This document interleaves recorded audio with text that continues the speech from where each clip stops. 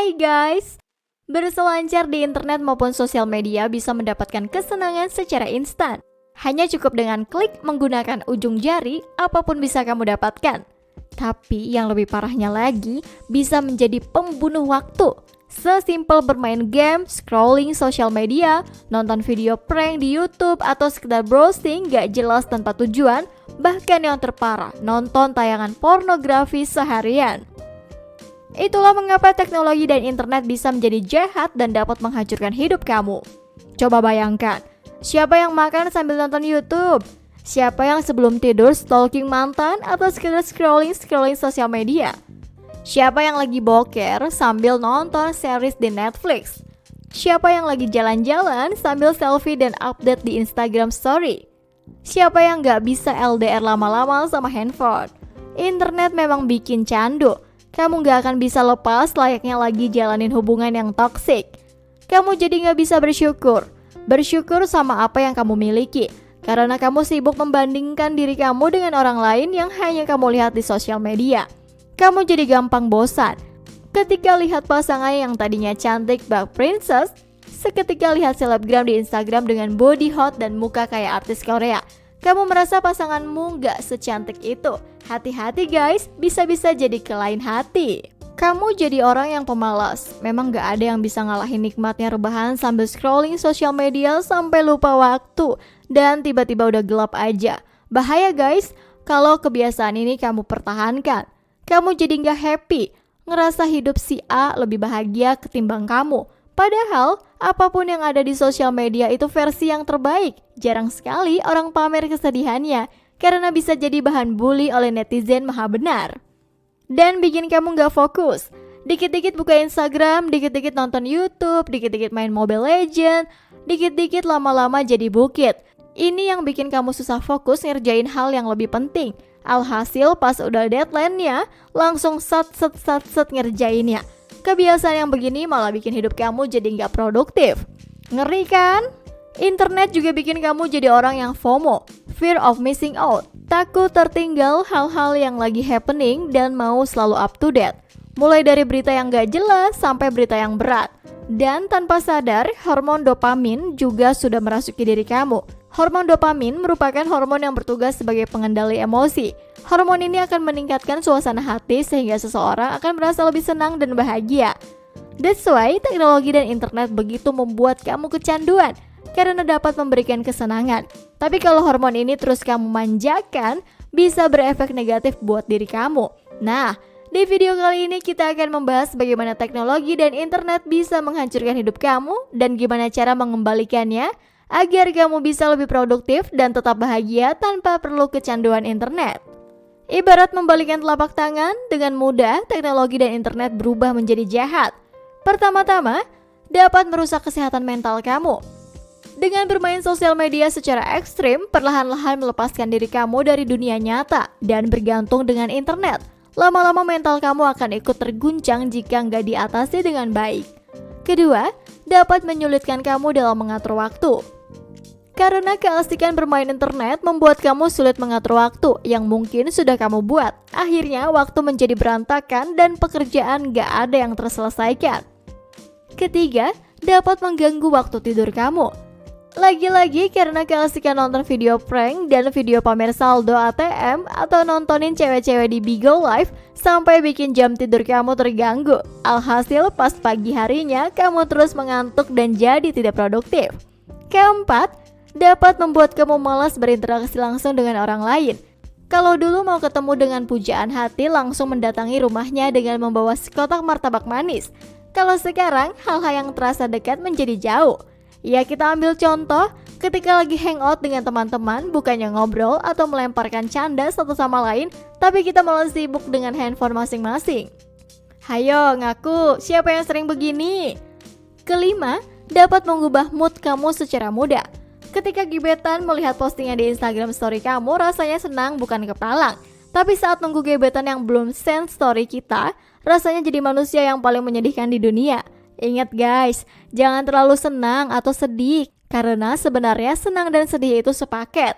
Oke, sekarang coba kamu bayangin kalau hidup kamu tanpa internet. Kira-kira apa yang akan terjadi? Tapi sebelum itu, coba deh flashback sebentar. Kamu ingat gak rasanya pas pertama kali dapat nilai 100 saat ujian setelah belajar berhari-hari? Kamu ingat gak rasanya pertama kali dapat pekerjaan pertama setelah nganggur bertahun-tahun? Pasti bahagia kan?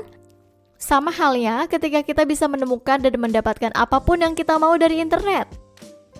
Hanya dapat likes dari sosial media, rasanya happy. Hanya subscriber YouTuber bertambah, rasanya berbunga-bunga. Hanya dengan pesan kopi kesukaan lewat aplikasi online, mood langsung berubah. Hanya karena match di aplikasi dating, rasanya mau terbang. Bahagia itu sederhana kan?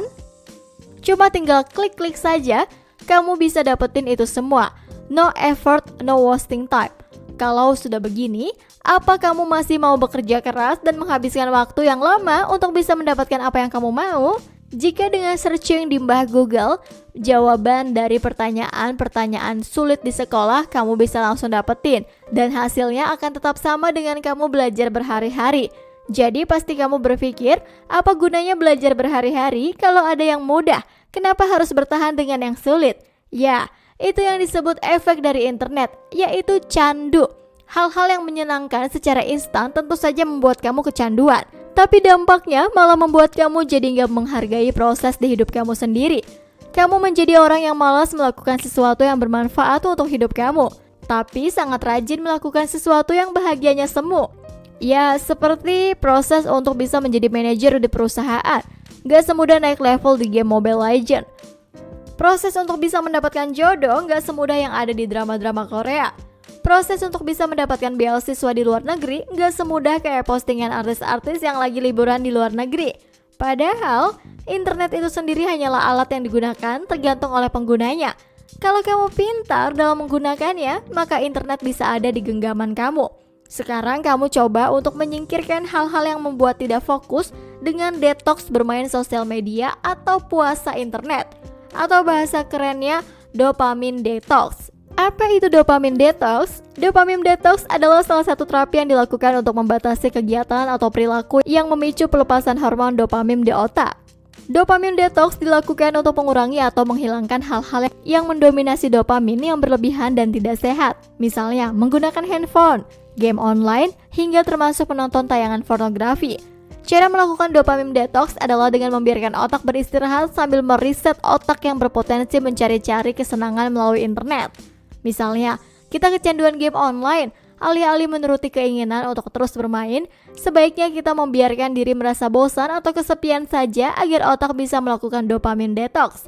Namun, cara ini perlu kamu biasakan. Kamu bisa mulai dengan mengubah kebiasaan kamu setiap harinya. Untuk membangunkan kebiasaan yang baik memang tidak semulus kulit-kulit cewek-cewek Korea.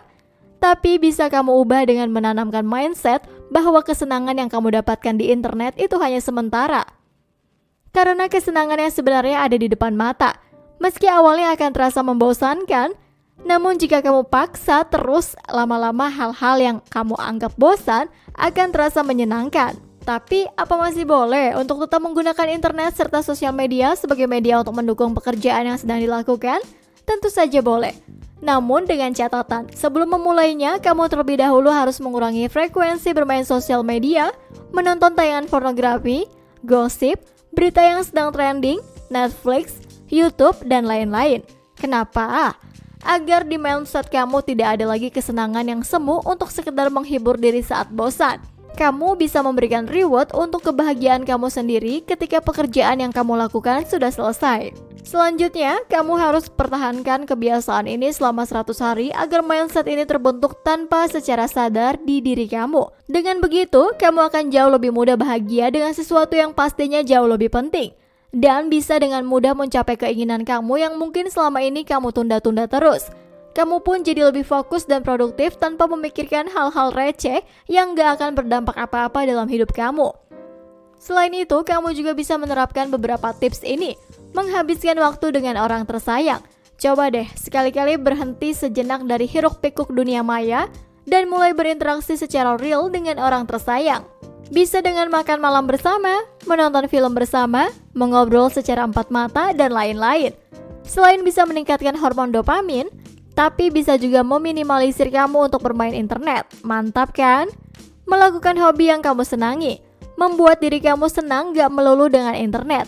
Kamu bisa mulai jalani hidup lainnya yang kamu lakukan secara fisik, seperti berolahraga, jalan-jalan, menulis, memasak, membaca buku, dan lain-lain. Disiplin. Disiplin dalam mematuhi jadwal yang sudah kamu tentukan. Misal, bermain internet kamu batasin dalam sehari hanya 2 jam saja. Itu pun dilakukan setelah pekerjaan utama kamu selesai. Dengan mendisiplinkan diri, hidup kamu akan jauh lebih teratur dan produktif terus. Nah, gimana? Kamu berani coba tantangan ini? Coba komen di kolom komentar di bawah ini ya. Jangan lupa untuk subscribe YouTube Kapan Kaya agar kamu gak ketinggalan info menarik lainnya. Sampai jumpa di video selanjutnya ya.